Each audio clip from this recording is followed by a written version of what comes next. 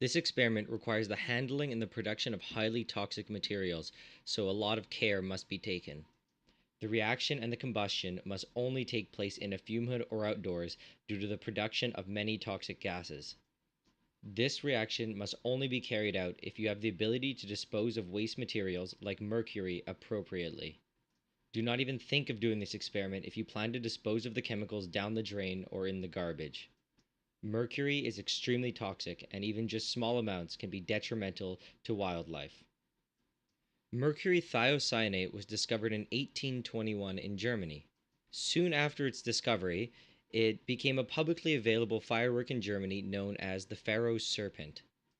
However, it was eventually banned due to its highly toxic nature. The compound itself is a highly toxic mercury salt, and the combustion simply produces more toxic compounds. During the experiment, be sure to avoid as much contact as possible with any of the compounds. For this reaction, you will need about 4 grams of potassium thiocyanate, 0.3 milliliters of elemental mercury, and about 15 milliliters of concentrated nitric acid. The nitric acid must absolutely be concentrated, so a minimum of about 65% nitric acid is required. First, about 15 milliliters of concentrated nitric acid was prepared. It doesn't have to be exact, as the nitric acid is already in significant excess. The nitric acid was then transferred to a beaker. About 0.3 milliliters or 300 microliters of mercury was measured using a syringe and added to the nitric acid. Immediately after the addition of the mercury, the solution starts to turn green and bubble.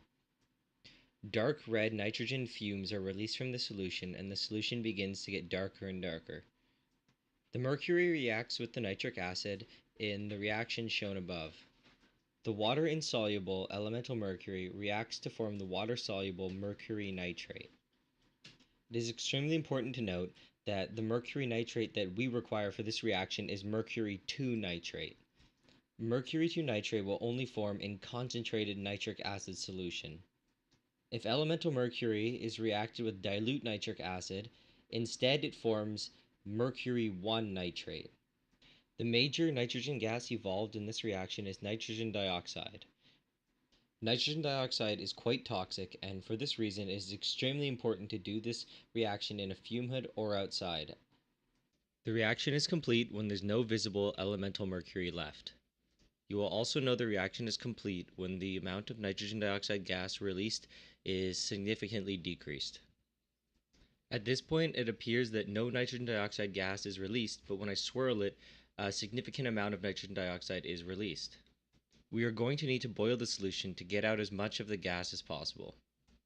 This boiling step is extremely important and has a twofold purpose. Firstly, it serves to clear up the solution by releasing any excess nitrogen dioxide gas. This is because at higher temperatures the solubility of nitrogen dioxide in water decreases. Secondly, although we use concentrated nitric acid, there is still a little bit of mercury 1 nitrate that is produced. The mercury 1 nitrate product is undesirable, but luckily, by boiling it we can convert it to mercury 2 nitrate.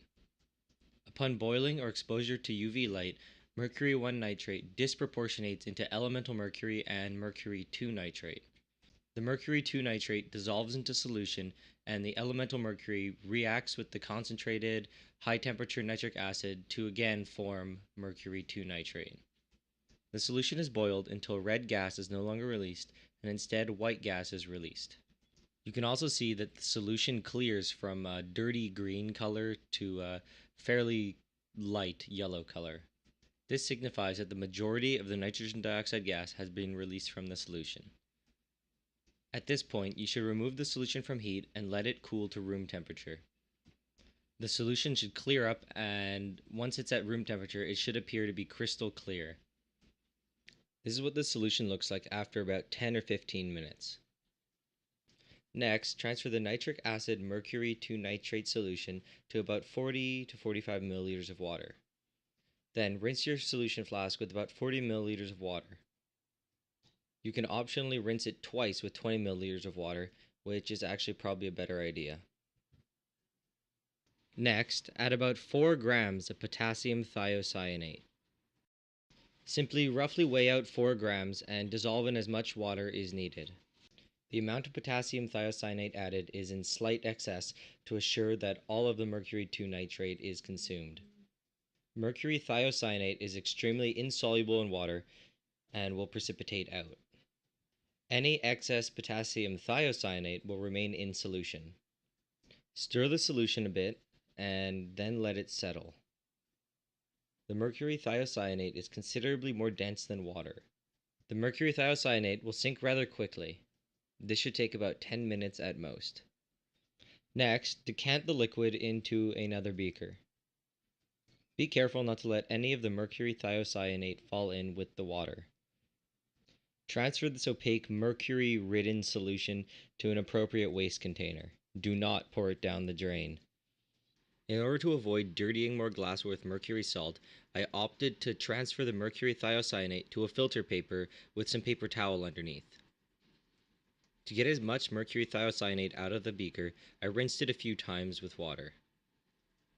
I had to change the paper towel a few times, and each time the soggy, mercury-contaminated paper towel was placed in an appropriate mercury waste container. Let the mercury thiocyanate dry, changing the paper towel as needed. After about 10 or 15 minutes, the mercury thiocyanate should have dried up enough to become a paste. You can test the consistency of the mercury thiocyanate using something like a spatula. Once the mercury thiocyanate has become a paste, you can use something like a spatula to shape it. You should absolutely not try to shape the salt using your fingers, even if you are wearing gloves. I decided just to shape the salt into 2 small little mounds. After the mercury thiocyanate has been shaped, you can just leave it to dry. You don't need to pack it or compress it to make it more dense. I changed the paper towel again, and I let the mercury thiocyanate dry overnight. By the next day, they were completely dry and solidified. The next day, I tested the product. Due to the small amount of salt, the results were entertaining but not spectacular. The result of burning both looked very similar, so I'll only include the video of one. I decided to redo the experiment using 2 milliliters of elemental mercury instead. The results were more entertaining, but the cleanup was much more difficult. I was able to make about 3 mounds of mercury thiocyanate, each one weighing a little over 10 grams. In this first take, I only ignited one of the 10-gram mounds. In the next take, I put 2 of the mounds side by side and ignited them simultaneously. Igniting the mercury thiocyanate causes it to decompose according to the reaction shown above. The reaction produces mercury 2 sulfide, carbon disulfide, and carbon nitride. The mercury 2 sulfide that is produced readily reacts with oxygen to produce elemental mercury and sulfur dioxide gas. Carbon disulfide is extremely flammable, so the moment it is produced it reacts with oxygen to produce CO2 gas and SO2 gas. Finally, the carbon nitride is what the snake is primarily made of. Some of the heat of the reaction will decompose the carbon nitride into dicyan gas and nitrogen gas. The nitrogen gas is inert, but the dicyan gas is highly toxic. It is extremely toxic because it can be readily reduced to form cyanide. I've included here all of the combustion products that are produced. Some mercury salt might also still remain. This is the ignition of 2 piles, with a total weight of a little over 20 grams. Out of all of the reactions that I have done with the mercury thiocyanate, this one was the best one.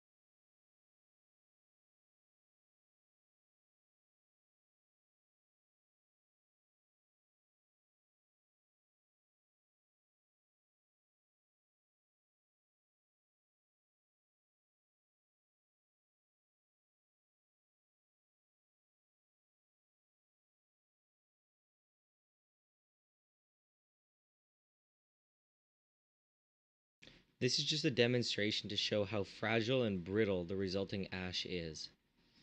The snake is made up of almost entirely carbon nitride. The carbon nitride is quite spongy and it contains a lot of the gases produced in the reaction inside of it. So when the snake is broken apart to clean it up, you must also be aware that gases will be released when you break the snake apart. The snake is highly contaminated with mercury, so clean up any piece that you can find and place all of the bits in an appropriate mercury waste container.